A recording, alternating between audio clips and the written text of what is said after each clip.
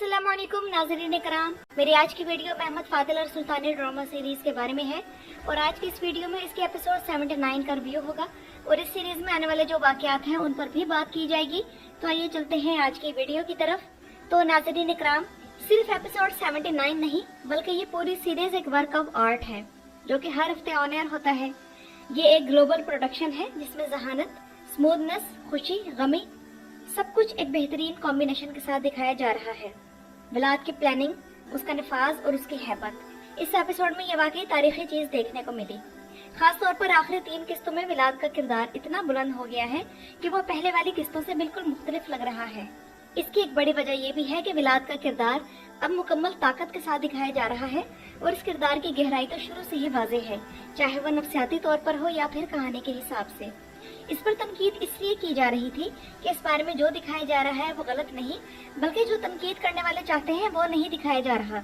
आप इस एपिसोड में इसका यानी के भेस में हमला ही देख लें। यानी कि चूंकि वो उस्मानियों के दरमियान इतने सालों तक रहा है तो उसे पता है कि उस्मानियों का कौन सा पॉइंट कमजोर है जहाँ से हमला किया जा सकता है। यानी कि उसने ताउन और कोढ़ के मरीजों के जरिए हमला करवाया, लेकिन जहानत उसने ये दिखाई कि खुद भी अपनी फौज के साथ उनमें शामिल होकर रात को हमला किया। ये एक तरह से ज़ॉम्बीज का हमला था, लेकिन बिल्कुल असल और हकीकी।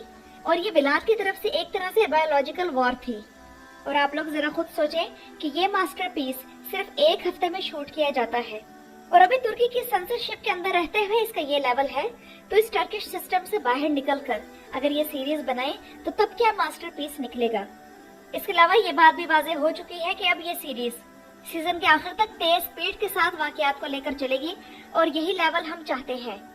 बाकी वाकयात वैसे ही चल रहे हैं। मिसाल के तौर पर जंगे हस्बे मामूल शानदार हैं। महमूद पाशा को अपनी गलती का इल्म हो गया है और उन्होंने अपनी इस्लाह भी कर ली है, जबकि इस एपिसोड का आखिरी आधा घंटा तो हमारे तवक्कुआत से भी ज्यादा शानदार निकला। विलाद अब सिर्फ पागल नहीं रहा, उसकी धाक और उसकी हैबत को बयान करने के लिए अल्फाज कम पड़ जाते हैं। वो अब ड्रामा की तारीख के अजीम तरीन दुश्मन किरदारों में शामिल हो चुका है और जो कुछ हमने इस एपिसोड में देखा वो वाकई तारीखी था। इतना तारीखी कि हम ये लफ्ज दोहराते दोहराते थक जाएंगे। और यानी के लिबास में विलाद की जो पर्सनैलिटी और लुक निकल कर सामने आया है तो उसकी तो क्या ही बात है। दूसरे नंबर पर सरकान चायोगलू का किरदार है, जो इस सीरीज में सिर्फ फातेह का किरदार अदा नहीं करता बल्कि हकीकत में सुल्तान फातेह बन जाता है। जब वो कहता है जो मुझसे मोहब्बत करता है मेरे पीछे आए, तो इंसान खुद को उस लश्कर के दरमियान महसूस करता है। उसकी गुफ्तगू इंसान के अंदर सोई हुई जंगी रूह जगा देती है, खून गर्म होने लगता है।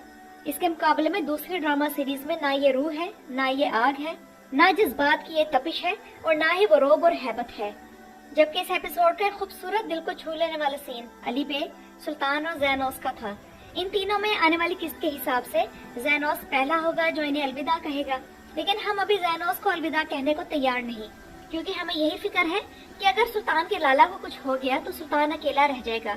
फिर कौन सुल्तान की फीलिंग को समझेगा, कौन उसकी गलतियों की उसके सामने सलाह करने की जरूरत करेगा। लेकिन बहरहाल ताउन के मरीज का खून उसके चेहरे पर लग चुका था, तो आने वाली किस्त के ट्रेलर के हिसाब से उसे ताउन हो जाएगा। और ये नेचुरल सी बात है कि हर किरदार का इख्तिताम बहादुर पाशा, हुसैन आगा या शहाबुद्दीन की तरह तो नहीं हो सकता। और ट्रेलर में एक गड्ढे में जैनोस को दिखाया गया तो इसका मतलब ये नहीं कि उसे जिंदा दफन किया जा रहा है, बल्कि उस जमाने में ताउन का इलाज नहीं था तो वो गड्ढों में अपनी मौत का इंतजार किया करते थे, क्योंकि ताउन का मरीज ज्यादा से ज्यादा 1 हफ्ते तक जिंदा जी सकता था। ताउन में बगल में गिल्टी निकला करती थी और फिर जहर बढ़ते बढ़ते पूरे जिस्म में फैल जाता था। तो जैनोस अब उस गड्ढे में अपनी मौत का इंतजार करेगा और फिर उस पर मिट्टी डाल दी जाएगी। इसका मतलब है कि हम आने वाली एपिसोड में जैनोस की ट्रेजिक एंडिंग देखेंगे। फातेह के अजीम ख्वाबों पर ईमान रखने वाला जैनोस अब हमें अगले एपिसोड में खुदा हाफिज कह देगा। लेकिन नाज़रीन इकराम, इससे भी बढ़कर अफसोस की बात यह है कि सुल्तान फातेह सिर्फ जैनोस पाशा को खोने नहीं जा रहे, बल्कि वो एवरानोस अली बे को भी खो देंगे। सुल्तान फातेह के सेट से आने वाली तस्वीरों के मुताबिक जैनोस और अली बे दोनों अपने आखिरी सीन्स रिकॉर्ड करवा चुके हैं। तो जहाँ एक तरफ सुल्तान फातेह के अजीम ख्वाबों पर ईमान रखने वाला जैनोस हमें अलविदा कह देगा, तो दूसरी तरफ मुश्किल तरीन मिशन भी पलक झपकाए बगैर अंजाम देने वाला एवरानोस सोलो भी इस सीरीज को खुदा हाफिज कहने वाला है। यानी कि अब सुल्तान फातेह से मोहब्बत करने वाले लोग एक एक करके जुदा होते जा रहे हैं और मुझे तजस्सुस है कि सुल्तान फातेह का इन दोनों मौकों पर क्या रद्द अमल होगा। तो नाज़रीन इकराम, ऐसा लगता है कि दुनिया फतह करना शायद आसान था, मगर वफादार लोगों को खोना बहुत मुश्किल है। तीसरा इंटरेस्टिंग सिनेरियो इस एपिसोड में शहजादा मुस्तफा का था, जो तकरीबन अभी 12 साल का है, लेकिन तारीख के ताकतवर तरीन लश्करों में से एक को हौसला देने की सलाहियत रखता है। मैदान जंग में बहादुर और इल्म ऐसा कि मेरे और आप लोगों के लिए काफी हो जाए। सीरीज बनाने वालों ने इसके और सुल्तान फादे के दरमियान हैरत अंगेज मुशाबहत दिखाने में कमाल कर दिया, क्योंकि शायद आप लोगों को याद होगा कि सुल्तान फादे भी जब 12 साल के थे तब उनके वालिद ने उन्हें उस्मानी सल्तनत के तख्त पर बिठा दिया था। लेकिन कुछ व्यूअर्स को शहजादा मुस्तफा का ये तर्ज अमल जल्दबाजी वाला लगा कि उसने ज्यादा बहादुरी दिखाने के चक्कर में अपनी जान को खतरे में डाल दिया।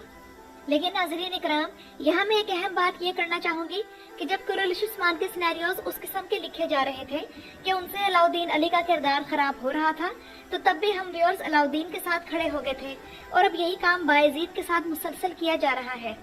और इतने अजीम सुल्तान के बारे में इस किस्म के सिनेरियोज बिल्कुल समझ से बाहर हैं। इन्हें सुल्तान महमद और बायजीद के शान शान सिनेरियोज लिखने चाहिए, क्योंकि इस एपिसोड के शुरू ही से बायजीद को जलील करने का सिलसिला शुरू किया गया, जो कि इस एपिसोड के आखिर तक जारी रहा।